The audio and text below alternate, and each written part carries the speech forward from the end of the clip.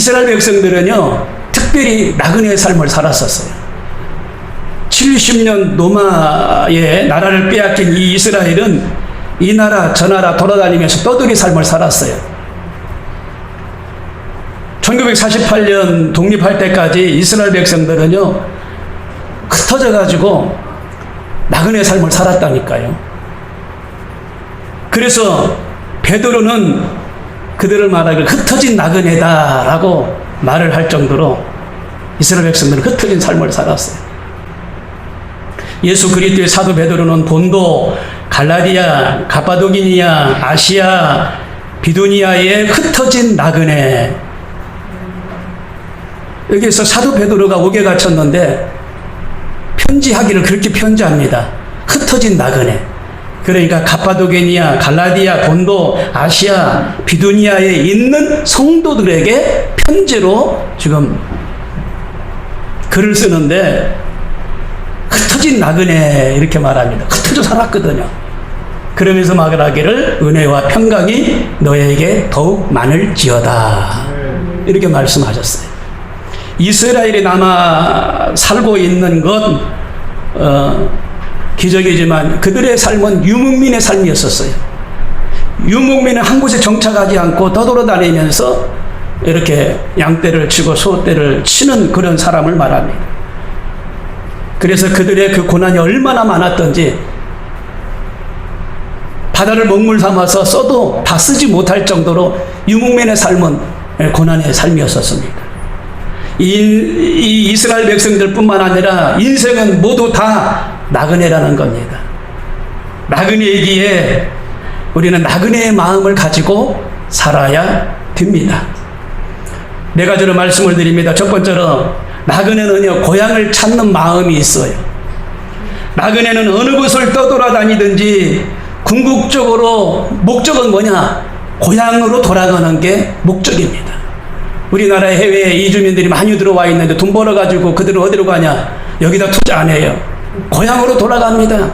고향 부모님들에게, 형제 자매들에게 돈을 붙여서 거기서 살궁리하지 여기서 살려고 하는 요즘 외국인 노동자들은 없어요. 왜? 나그네 같은 마음이 있기 때문에, 고향으로 돌아가고 싶은 마음이 있기 때문에 그렇다는 겁니다. 노래를 부를 때 뭉클한 노래가 하나 있는데, 나의 살던 고향은 꽃피는 산골, 봉숭아꽃, 살구꽃, 아기진달래, 울긋불긋 꽃대골, 자리인 동네, 그 속에서 살렸다가 그립습니다. 이런 내용이 있잖아요. 늘 고향을 그리워하고, 그리고 사람은 귀수분능이 있기 때문에 고향을 가고 싶어하고 그런다는 내용입니다. 여우가 죽을 때예요. 여우가 태어난 굴이 있어요. 꼭 그 굴이 있는데 굴을 향해서 꼬리를 꼭 그쪽에다, 머리를 그쪽에다가 이렇게 돌리고 꼭 죽는다고 하죠. 연어도요, 알을 이렇게 부화시키면 꼭 그 강을 따라서 바다에서 살다가 죽을 때가 되면 바다에서 강을 따라서 그 부화된데 그 자리로 다시 와서 죽는다고 하잖아요. 알을 이렇게 낳고 새끼를 어느 정도 돌본 다음에 자기 몸을 다 새끼들이 뜯어먹어요. 그리고 나서 죽는다고 그러잖아요. 귀수본능이 있어요. 사람도 그렇습니다. 이스라엘 백성들이요, 여행을 떠날 때 꼭 고향에 흙을 하나씩 보침 사가지고 등에다 메고 다녔어요. 흙자루라고 그래요. 그것들 흙자루. 고향에 흙, 마당에 흙을 떠서 어깨에다가 자루로 해서 메고 다녔다니까요. 이게 우리 고향의 흙이다. 우리 고향의 흙냄새다. 그러면서 내가 언젠가는 이 고향에 돌아가야지. 이런 마음으로 이스라엘 백성들은 어깨에다 흙자루를 메고 다녔어요. 흙을 간직하고 다녔어요. 그 고향으로 갈 거를 꿈꾸고 다녔어요. 고향을 그리워하면서 삶을 살았어요. 여러분, 우리는 영원한 고향, 저 하늘나라가 머지않아 가야 될 고향인 줄로 믿으시길 바랍니다. 바울은 말합니다. 오직 우리의 시민권은 하늘에 있는지라. 거기로서 구원하는 자 곧 예수 그리스도를 기다려노니 그가 만물을 자기에게 복종케 하실 수 있는 자의 역사로 우리의 낮은 몸을 자기 영광의 몸을 형체와 같이 변케 하시리라 라고 말씀하셨어요. 여기에 보면은 시민권, 낮은 몸, 영광의 몸이라는 단어가 나옵니다. 시민권은 예수 그리스도를 믿는 사람이 하늘나라 갈 수 있는 자격 조건에 갖춰져 있는 사람을 말합니다. 그리고 낮은 몸이라는 것은 여기서 병들고 연약하고 죽고 하는 그런 상태를 말합니다. 우리는 다 낮은 몸이에요. 연약하고 병들고 죽고 죽지 않는 사람이 없어요. 낮은 몸이라는 겁니다. 그 영원한 몸, 여기서 영원한 몸, 영광의 몸이 나와요. 영광의 몸. 이것은요 헬라어로 독세스라고 말하는데 변화된 몸을 말합니다. 신령한 몸을 말합니다. 그러니까 영광의 몸이나 신령한 몸이나 변화된 몸은 똑같은 말이에요. 독세스 헬라어로. 그래서 예수님 믿으면 우리가 장차 주님 그 나라에 갈 텐데 그렇게 올라간다는 겁니다. 영광의 몸으로, 영화로운 몸으로, 썩지 않는 몸으로, 신령한 몸으로. 할렐루야. 먼 훗날에 영원한 고향 그곳으로 가게 될 줄로 믿습니다. 히브리 기자는 말합니다. 저희가 나온 바 본향을 생각하였다면 돌아갈 기회가 있으려니와 저희가 이제는 더 나은 본향을 사모하니 곧 하늘에 있는 것이니라 라고 히브리서 11장 15절에 말합니다. 히브리서 기자가 더 나은 본향이 하늘나라에 있다는 겁니다. 이 땅은 유한적인 겁니다. 우리가 보고 느끼는 것, 가지고 있는 것들은 유한적인 겁니다. 그러나 영원한 본향, 저 하늘나라가 있음을 히브리 기자는 말합니다. 여러분, 영원한 하늘나라가 있음을 믿으시길 바랍니다. 두 번째로, 내 소유가 아니라 내가 사용하고 있는 것 뿐입니다. 나그네는 항상 떠날 준비를 하면서 살아야 됩니다. 여러분, 우리가 이곳에 살고 있는데 이곳이 영원한 곳이 아니에요. 이 동네가 내가 살아야 될 영원한 동네가 아닙니다. 떠날 곳, 떠날 날이 있다는 겁니다. 이곳에서 사용하고 있는 것, 내 것이 아니라 그냥 사용하고 있는 거예요. 내가 소유주가 아니라 내가 사용하고 있는 거예요. 이 마이크를 내가 사용하고 있는 거예요. 내가. 저 비디오 카메라를 제가 사용하고 있는 거예요. 소유주가 아니에요. 언젠가는 비디오나 마이크를 놓고 떠날 날이 저도 있어요. 언젠가는. 이 강단이 제게 아니에요. 놓고 떠날 날이 언젠가는 있다는 겁니다, 여러분. 우리 집? 언젠가는 떠날 날이 있어요. 누군가가 또 와서 살겠죠. 그 사람이 떠나면 또 누군가가 또 그 집에 와서 살겠죠. 소유라는 게 내가 영원한 것을 영원히 가지고 있는 걸 말하는데 이 소유라는 생각을 가지고 있으면 안 돼요. 내가 그냥 사용하는 것 이렇게 생각을 하셔야 돼요. 그래서 여행을 하는 사람들은 소유욕이 없습니다. 그냥 내가 사용하는 것 이렇게 생각합니다. 태국에 가면은요 불교 나라라서 여행객들에게 땅을 팔아요. 여행객들은. 그 배를, 큰 배를 빌려가지고 여행객들이 여기저기 온 사람들이 막 200명씩 들어가서 배 유람선을 합니다. 배 유람선을 하다 보면은 저 오른쪽으로 산이 있는데 그 경치가 너무너무 아름다워요. 근데 그 경치 저 중간중간에 그 푯말이 붙어 있어요. 푯말이.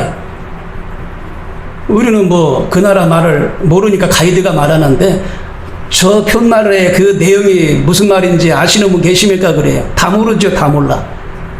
다 몰라. 근데 거기다가 부동산 업자가 이 땅을 팝니다. 그런 내용으로 푯말을 붙여놨어요. 정말 아름다워요. 멋져요. 그래 그 땅을 판대요. 이게 태국 사람들은 불교 나라라 윤희사상을 믿어요. 과거의 업부가 현재, 현재의 업부가 미래. 이게 돌고 돈다 해가지고 윤희사상을 믿거든요. 몇 평이 얼마. 그렇게 써있는 내용이에요, 그게. 근데 여행객들이 여행을 갔는데 땅을 사러 간 사람이 있나요? 땅 사는 사람 아무도 없어요. 아무도 없어. 아무도 없어.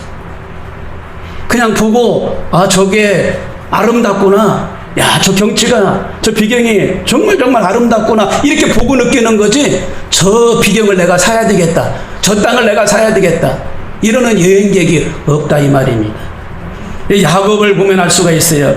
야곱은요, 가나안 땅에서 삶을 살았었어요. 믿음의 조상들이 그 땅에서 살았기 때문에 고향입니다. 그런데 그 땅이 가난이 왔어요. 가난이. 비가 멈추자 먹고 마실 수 있는 양식이 없었어요. 그 애굽 땅으로 내려가잖아요. 애굽 땅으로.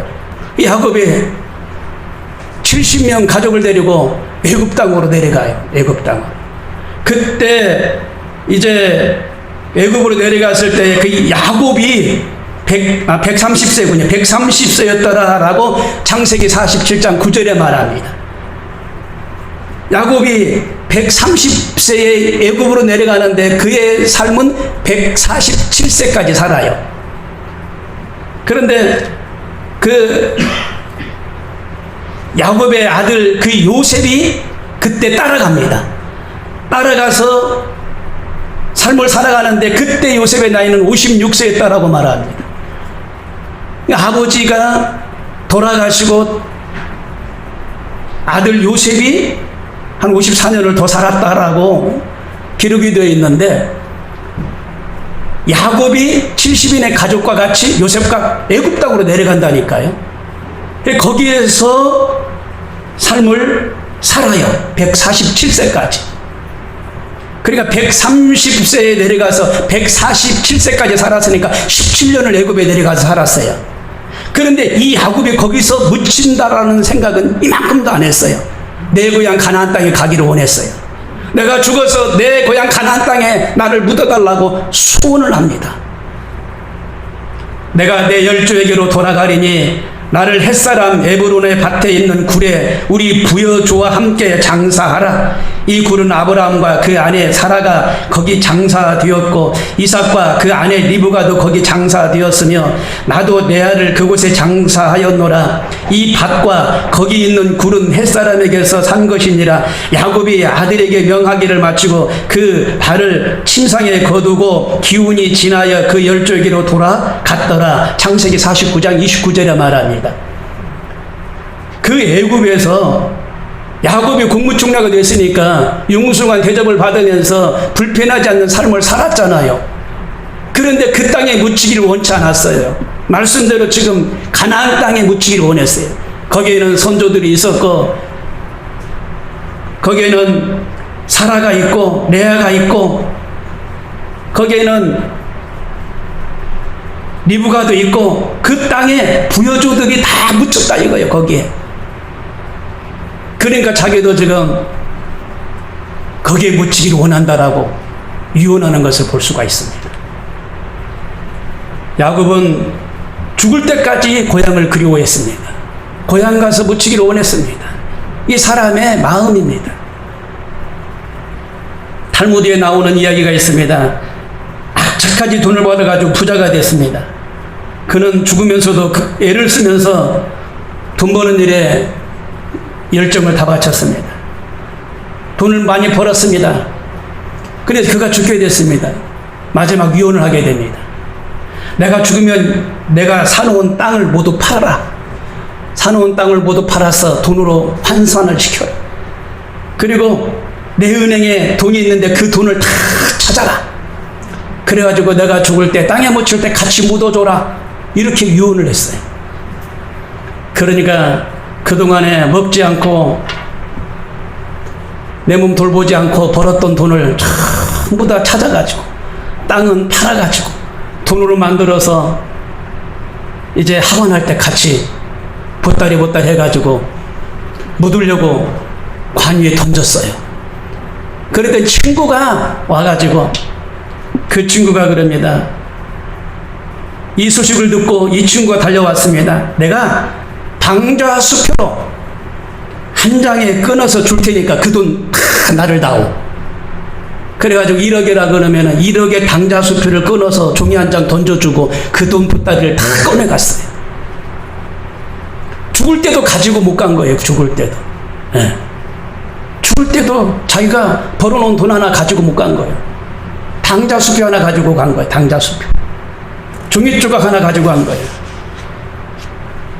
예수님은 우리에게 이렇게 말씀하십니다. 너희를 위하여 보물을 땅에 쌓아두지 말라. 거기는 좀과 동록이 해하며 도적이 구멍을 뚫고 도적질하느니라. 오직 너희를 위하여 보물을 하늘에 쌓아두라. 거기는 좀이나 동록이 해하지 못하며 도적이 구멍을 뚫지도 못하고 도적질도 못하느니라. 마태복음 6장 19절에 말씀하고 있습니다. 바울은 또 말합니다. 자기 육체를 위하여 심는 자는 육체로부터 썩어진 것을 거두고 성령을 위하여 심는 자는 성령으로 영생을 거두리라. 갈라디아서 6장 8절에 말씀합니다. 독일에서 있었던 이야기입니다. 가도 끝없는 시골길이었습니다. 어느 한 나그네가 가도 끝없는 그 길을 가다 보니까 지쳤어요. 그리고 어두워졌습니다. 그리고 쉬었다가 가야 되는데 민가를 찾을 수가 없었어요. 그런데 불이 켜있는 민가 하나를 발견했습니다. 그곳에 보니까 고래등굴 같은 집이에요. 환하게 불이 밝혀져 있습니다. 그곳에 들어가서 여보시오, 길을 가는 나그네입니다. 오늘 하루 정도만 여기서 쉬고 가도록 허락해 주십시오. 그러니까 그 집주인이 말합니다. 아닙니다. 여기는 여관이 아닙니다. 다른 데 가서 알아보세요. 문을 쾅 닫았어요. 그러니까 나그네가 그럽니다. 오늘 하루만 묵고 가게 해 주십시오. 당신도 언젠가는 나그네가 될 텐데, 당신도 언젠가는 이 집에서 영원히 살지 못하고 나그네 삶을 살아야 될 텐데, 그러지 말고 하루만 묵게 해 주십시오. 그러니까 그 말을 듣고는 문을 다시 열어줬다는 거예요. 그래서 하룻밤을 재워줬다는 겁니다. 여러분, 우리 인간은 소유주가 아니라 사용자라는 사실을 기억하고 항상 나그네의 삶의 그 철학으로 삶을 살아가는 주의 은혜가 있기를 바랍니다. 세 번째로 사랑의 마음을 갖고 살아야 돼요. 나그네는 언제 떠날지 모릅니다. 떠나는 나그네는 외롭습니다. 그렇기 때문에 모두가 나그네의 인생을 살아가고 있어요. 오늘 도둑이 어느 집에 들어가서 칼을 들고 손들어! 물건 있는 거 다 내놔. 금은부와 보석 다 내놔! 그랬더니 손을 못 들어요. 손들어! 손을 못 들어요. 내가 지금 신경통이 와서 손을 못 듭니다. 그러니까 이 도둑놈이 그러냐고, 나도 신경통이라고. 그러면서 앉아가지고 둘이서 신경통 얘기만 한 거예요. 언제부터 아팠냐고, 무슨 약을 먹었냐고, 신경통 언제부터 이렇게 힘들게 아팠냐고. 신경통 얘기만 하다가 도둑님이 도둑질도 못하고 그냥 나갔대요. 네. 이신점신이라고, 속담에 과부가 과부의 심정 알아준다고, 신경통 앓은 사람이 신경통 앓고 있는 사람의 심정을 앓고 그 얘기만 하다 그냥 간 거예요. 여러분, 나그네는요, 서로를 사랑하는 마음을 가져야 돼요. 교인을 서로 사랑하고 이웃을 사랑하고 형제를 사랑하는 마음을 가져야 돼요. 신명기 10장 19절에 너희는 나그네를 사랑하라. 전에 너희도 애굽 땅에서 나그네 되었음이니라 라고 말씀하십니다. 이스라엘 백성들아, 전에는 너희도 나그네였지 않느냐. 나그네를 사랑하라 라고 말씀하십니다. 하나님은 이스라엘 백성들에게 400년 동안 나그네의 삶을 살도록 하셨어요. 그래서 그 백성들에게 나그네를 사랑하라고 말씀하셨어요. 이스라엘 백성들은요, 농사를 지어도요, 나그네를 꼭 생각했어요. 추수할 때요, 10분의 1은 거두지 않았어요. 그 모퉁이의 양식은 거두지 않았어요. 이삭은 거두지 않았어요. 죽지 않았어요. 나그네들 겁니다. 그것은. 과일을 심어서 이제 과일을 딸 때도, 과일나무를 심어서 과일을 딸 때도 10분의 1은 나그네 걸로 그들은 남겨놨어요. 남겨놨어요. 다 따지 않았습니다. 그러면 나그네가 그 과일을 따서 양식으로 먹었다는 겁니다. 나그네로 거리에서 자기하지 아니하고 내가 행인에게 내 문을 열어 주었노라. 욥기서 31장 32절에 말합니다. 욥은 나그네를 사랑했다는 말입니다. 네. 내가 행인에게 문을 열어줬다는 거예요. 내가 행인에게 문을 열어줬다. 욥은 나그네를 사랑했다는 겁니다. 요즘에 참 이웃사촌이 없어진 지가 오래다라고 어느 목사님이 설교 중에 그러십니다. 나는 아직 이웃사촌이 있다라고 봐요. 그런데 이웃사촌이 없어졌다는 거예요. 무슨 문제가만 생기면 없어졌는지 안 없어졌는지 알 수가 있다는 거예요. 서로가 나그네라는 심정으로 우리는 이웃사촌을 사랑하는 사람들이 되어야 될 줄로 믿습니다. 마지막 네 번째로 나그네로 있을 때 두려움의 마음을 갖고 살아야 돼요. 나그네는요, 두려운 마음을 가지고 살아야 돼요. 베드로가 항상 권면합니다. 항상 말합니다. 외모로 보시지 않고 각 사람 행위대로 판단하시는 자를 너희가 아버지라 부른즉 너희의 나그네로 있을 때를 두려움으로 지내라 라고 베드로전서 1장 17절에 말하고 있습니다. 나그네는 언제나 내가 어떻게 될지 모르는 그런 마음으로, 두려운 마음으로 삶을 살아가는 게 나그네라는 거예요. 고양이가 여러분 쥐를 잡을 때 어떻게 해요? 고양이가 쥐를 잡을 때 조심조심 잡아요. 그 고양이의 그 발걸음은요 쥐에게 들키지가 않습니다. 조심조심 접근해서 쥐가 한눈 팔을 때 그냥 제법하게 달려들어서 잡습니다. 나그네의 사람은 항상 두려워하는 마음을 가지고 하루하루를 살아간다는 거예요. 아까 기도했지만 우리 현 정부가 부동산 정책이나 공수처 이런 것들을 강제로 막 밀어붙여가지고 국민들이 지금 화가 났어요. 그 사람은 영원토록 그 자리에 있는 게 아니에요. 언젠가는 내려와야 돼요. 그럼 내려올 때를 생각해서 서로 합력하여 좋은 의견을 내고 선을 내야 되는데 독선으로 그렇게 나가면 국민의 반발을 사게 되어 있습니다. 물론 부자진들 6명이 한꺼번에 어제 사퇴를 냈다 하지만은 별 말들이 많잖아요. 국민의 마음을 살피고 두려운 마음을 가져야 돼요, 여러분. 항상 두려운 마음. 그럴 때 임기가 끝나도 탈이 없습니다. 역대상은 솔로몬의 성전 건축을 하면서 두려워하는 마음을 백성들에게 심어준 걸 알 수가 있어요. 참 솔로몬은 대단하고 저 위대한 사람이었었습니다. 주시니도 여호와여 취하시니도 여호와라. 이 모든 것을 하나님이 주셨기 때문에 성전 건축할 때 이 솔로몬이 내놓은 금은 부하가 어마어마했습니다. 금이 수도 없었는데 역대상 29장 2절 5절에 보니까 곧 기구를 만든 금과 은과 놋과 철과 나무며 또 만호와 박을 보석과 구밀 보석과 채석과 다른 보석들과 화반석이 매우 많으며 라고 되어 있습니다.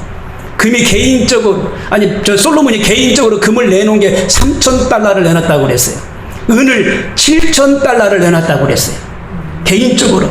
왜? 하나님을 사모하고, 왜? 하나님을 모셔드릴 성전을 지키기 때문에, 주신이 하나님이기 때문에 하나님을 위해서 금을 3,000달러, 은을 7,000달러를 내놨어요. 그랬더니 그것을 보고 백성들이 다 모아가지고 금을 또 5,000달러를 내놨어요. 그리고 1만 다릭이라고 그랬어요. 1만 다릭. 성경이 보니 1만 다릭은 페르시아 화폐 단위입니다. 1만 단위 이를 백성들이 모아서 내놨어요. 금을. 그리고 은 1만 달란트를 내놨어요. 그리고 놋 1만 8천 달란트를 내놨어요. 그리고 철 10만 달란트를 내놨어요. 그리고 나서 솔로몬이 기쁨을 참지 못했다고 그랬어요. 얼마나 기뻤던지, 하나님이 기뻐하시고 솔로몬이 얼마나 기뻤던지 기쁨을 참지 못했다. 많은 보석류들이 하나님의 전을 세워지는데 드려졌어요. 근데 그때 중요한 것은 그 모든 애물을 누가 관리했느냐. 여기서 보니까 게르손 사람 여히엘이라는 사람이 있어요. 게르손에 살고 있는 여히엘. 이 여히엘이라는 사람이 이 모든 금은보화를 관리를 했어요. 하나님의 성전을 짓는데 여히엘이라는 사람이 쓰임받았어요. 쓰임받으면서 이 여히엘이라는 이 사람은요, 하나님을 두려워하는 마음으로 이 하나님의 곳간을 관리했다라고 말합니다. 할렐루야. 큰 축복을 받았지만 하나님을 두려워하는 마음으로 하나님께 드려져 있던 금은부와 보석류 폐물들을 관리했다고 그랬어요. 여히엘, 대단한 인물입니다. 그는 게르손 사람입니다. 그런데 이 여히엘이라는 사람이 금은보화를 관리하는 사람으로 쓰임받았다는 것, 개인적인 영광이지만 하나님께 두려워하는 마음으로 그 창고를 관리했다고 되어 있습니다. 여러분, 하나님을 두려워하는 마음이 있어야 돼요. 그래서 우리는 진짜 하나님 앞에 나올 때 두려워하는 마음을 가지고 나와야 돼요. 경건한 마음으로, 정말 하나님을 신뢰하는 마음으로, 정말 하나님을 믿는, 하나님을 의지하는 마음으로 그렇게 하나님의 손을 찾아야 될 줄로 믿습니다. 베드로는 이어서 말합니다. 사랑하는 자들아, 나그네와 행인 같은 너희를 권하노니 영혼을 거스려 싸우는 육체의 정욕을 제어하라. 베드로전서 2장 11절에 말하고 있습니다. 나그네는 항상 유혹이 많습니다. 나그네는 시험도 많아요. 나그네는 싸워야 할 일도 많습니다. 나그네는 있는 곳에서 짧게 사는 것이지 있는 곳에서 오래 사는 법은 없어요. 예. 그러니까 항상 조심하고 두려우면서 삶을 사는 사람이 나그네라는 겁니다. 역대상 29장 15절에 보니까 주 앞에서는 우리가 우리 열조와 다름이 없이 나그네와 우고한 자라 세상에 있는 날이 그림자 같아서 머무림이 없나이다 라고 말씀하셨습니다. 그림자 같은 짧은 인생이 나그네라는 겁니다. 지금 여기 보니까 제 그림자가 옆에 있어요. 옆에 있는데 제가 이렇게 하니까 옆에 있던 그림자가 없어져 버렸어요. 나그네의 삶이 그림자 같다는 겁니다. 순식간에 없어진다는 거예요. 순식간에. 네. 여러분들의 그림자가 옆에 있는데 이렇게 햇빛에서 이렇게 조금만 비스듬하게 앉아보세요. 그림자가 없어져 버려요. 그림자가. 나를 그렇게 따라왔던 그림자가 햇빛이 사라지니까 그림자는 사라져 버려요. 여기서 그림자 같은 나그네라고 말합니다. 그리고 결론적으로 인생 낙오라는 글을 읽어드리고 마칠까 합니다. 회자 정리라는 사자성어가 있습니다. 회자 정리. 만나면 헤어짐이 세상사 법칙이요 진리이다. 사랑하는 사람, 일가친척, 남편, 부인, 자식, 명예, 부귀영화 영원히 움켜쥐고 싶지만 하나 둘 모두 내 곁을 떠나간다. 마음을 새털같이 가볍게 하는 지혜가 필요한 시점입니다. 저 천국을 바라보며 저 천국의 시민권을 가진 저 여러분은 어느 날에 우리의 영원한 고향인 저 하늘나라 할 것을 바라보면서 삶을 살아가는 우리 모두가 되기를 주님의 이름으로 축원합니다. 아멘.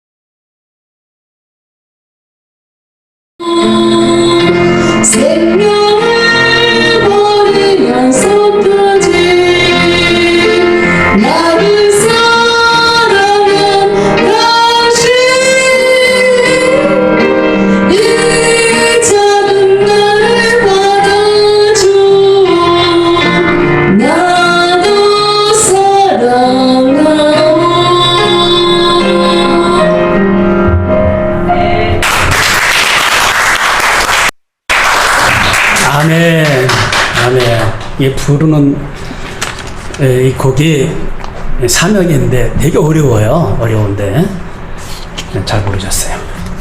저희 시간은 금년에 2020년도 금년에 성경 이독한 사람이 2명 있어요. 예. 최희숙 사모하고 하정신 권사님. 그 최희숙 사모는 안 받겠대요. 그래서 하정신 권사님만 상품권을 제가 준비했어요. 이렇게 드리겠습니다. 나오세요. 네. 성경 이독하면 상품권 드립니다. 예, 누구든지 이독하세요. 예, 수고하셨습니다.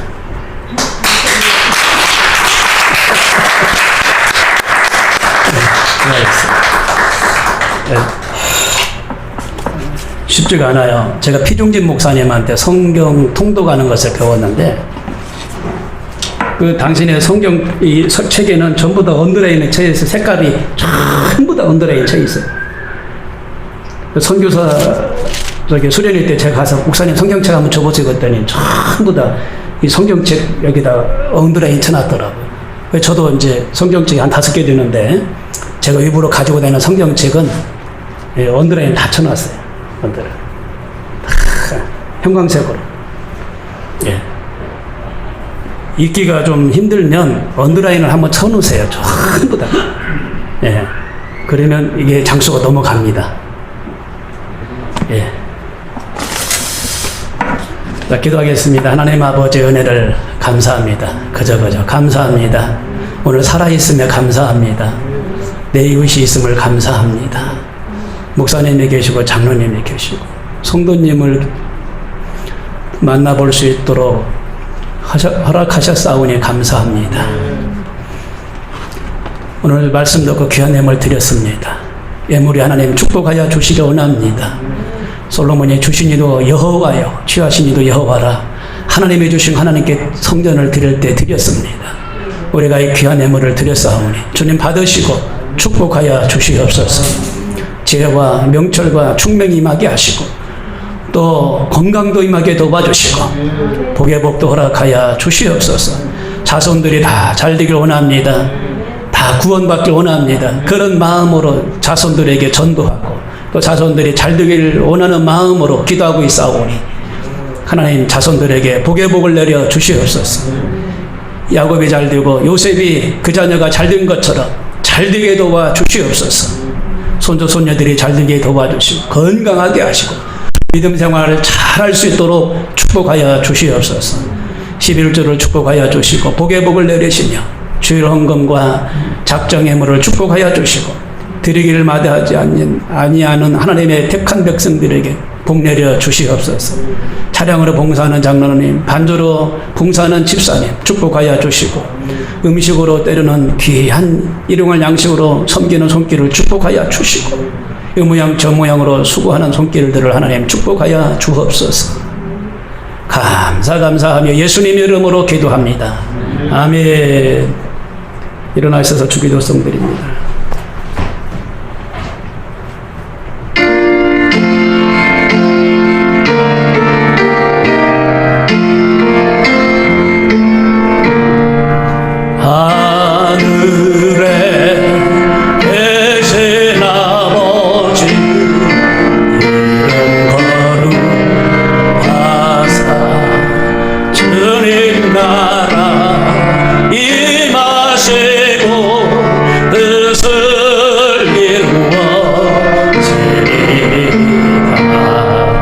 이동할 양식 주시고 우리들의 큰 죄 다 용서하시고 또 시험에 들게 마시고 악에서 구원하소서. 내게 주의 나라 주의 권세 주의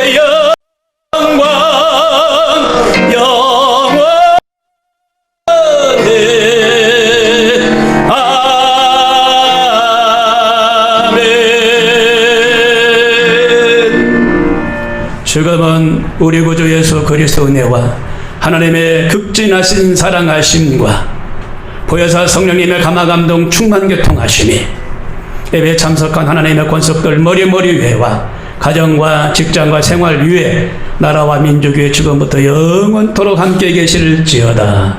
아멘.